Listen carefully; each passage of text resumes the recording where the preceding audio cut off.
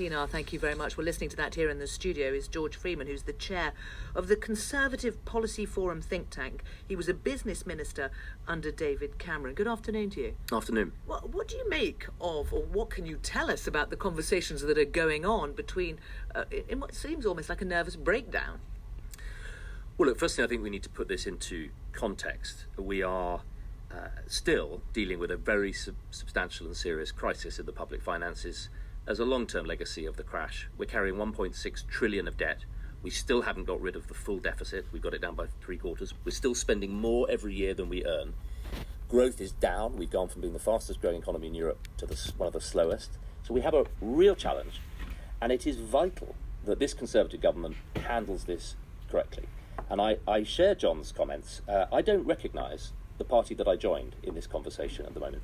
If we don't show that we're the party of financial competence, secondly, that we have a vision to make Brexit a moment of renewal and really reform the way we fund services in this country, and thirdly, have a conservative approach that rewards enterprise and work and rewards the behaviours that we need, then I fear if we go down the road of embracing Corbyn light, they'll vote for the real thing. OK, so you are with the Chief Secretary to the Treasury, Liz Truss, on this, who says if you answer these calls for more spending, you are going to have to raise taxes, and we, the Conservative Party, we will be crushed.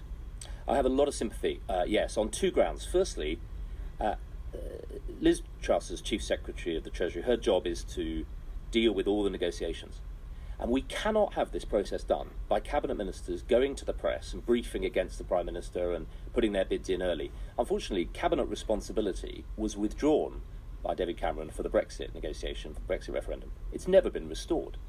And this is chaos. If we have ministers winning their bids for money on the basis of who's got the biggest headlines, we will lose our reputation for financial competence. The Chief Secretary so what did won't you be able think to do of her Gavin job. Williamson, the Defence Secretary, over the weekend, saying that he was going to get more, he was going to go for more money or else? Look, I think the Foreign Secretary's comments about business and the reported comments of the Defence Secretary, I just don't think they're helpful, responsible, statesmanlike, or what one would expect from senior Conservative ministers dealing with finances. I utterly respect the Defence Secretary's case that we must fund our armed forces properly.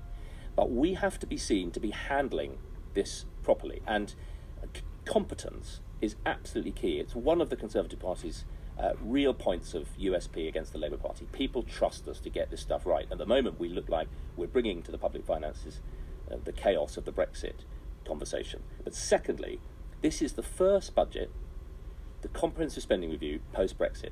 It'll shape the rest of this Parliament and the next election, but far more importantly, it'll shape how Brexit is seen.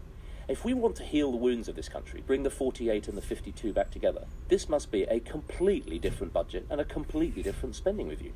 If we're going to be a global trading nation, then we need to be investing in aid and trade and security. If we're going to be reducing migration and training our own people better, then we need to invest seriously in skills and education. We can't simply tip more money into the old silos. This requires a really profound change in the way we invest. And Is the government up to that? It has to be up to it. That wasn't an answer, though, to the question I asked, which is the government up to it? Not unless we move from the way that Brexit's been handled, which is essentially an alley street cat fight between rival gangs, to a proper process by which the Prime Minister, the Chancellor, the Chief Secretary and the Cabinet, in Cabinet, go through a proper strategic vision for the public finances for the next 3 years. But in a way, the announcement into time with the birthday of the NHS sort of blew that out of the water, didn't it? Because you had an announcement of an extra 20 billion for the NHS without setting out where it came from. And you would, perhaps not surprisingly on the back of that, have department people acting on behalf of their own departments who want money, not only saying, look, it's set a precedent, but also thinking, I need to defend my own pot. Yes, I think that is, it's problematic. It was timed to coincide with the NHS 70th birthday, and it's designed to send a signal to those hard-working NHS workers who have tightened their belts for 5 years. So, I mean, I welcome the announcement that we're going to fund health properly, but I would have liked to have seen, alongside that announcement, two things. Firstly, a commitment to make this the start of a conversation about how we really fund health and care in the 21st century.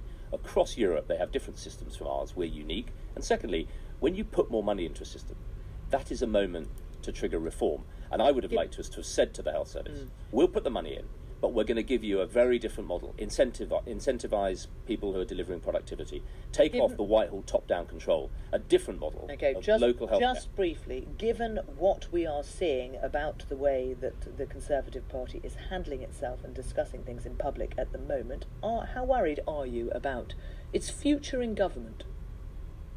I'm very worried. That's why I left the government last autumn, because I was worried about this. I think if we lose our reputation for economic competence, if we can't show that we're managing the public finances properly, if we treat Brexit like an anti-business moment, contemptuous of the concerns of business, and if we don't show that we have a distinctive Conservative approach to supporting enterprise, risk, hard work, savings, and we go down the road of big tax rises, big spending spree, anti-business, I fear we will lose, and we'll deserve to. If we look like Corbyn light, the public will conclude they're better off voting for the real thing. George Freeman, thank you very much.